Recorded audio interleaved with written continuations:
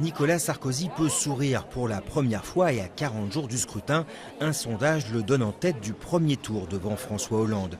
L'Institut IFOP crédite de 28,5% des voix le président sortant, 1,5 point de plus que son concurrent socialiste.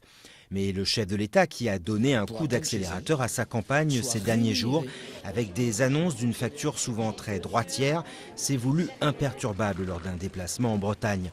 En fin de journée, la Sofresse annonçait d'ailleurs un Nicolas Sarkozy battu de 4 points par François Hollande. Rien n'est joué, rien n'est fait.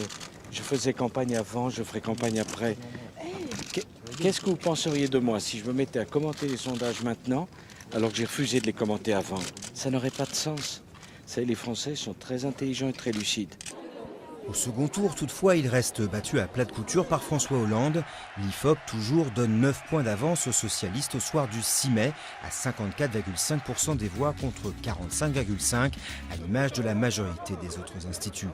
Le camp socialiste, conscient que le chef de l'État, parti très bas, allait remonter dans les sondages, appelle à resserrer les rangs. Rien n'est fait, rien n'est acquis, rien n'est gagné, et encore moins, rien n'est perdu. Dans la bataille du second tour qui s'annonce entre les deux hommes, il leur faudra rallier leurs familles respectives. À gauche, François Hollande joue la carte du rassemblement depuis le début. Le candidat socialiste a des réserves de voix du côté des électeurs verts, mais surtout du côté des partisans de Jean-Luc Mélenchon, qui a fait ces derniers jours une belle percée dans les sondages, avec 10% des intentions de vote.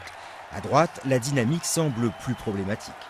Le président sortant, comme tout candidat de droite depuis le début du quinquennat à chaque élection intermédiaire, pâtit de deux problèmes, des réserves de voix insuffisantes et des reports en progrès certes, mais insuffisants auprès des deux grands électorats potentiellement éliminés au soir du premier tour, Marine Le Pen et François Bayrou.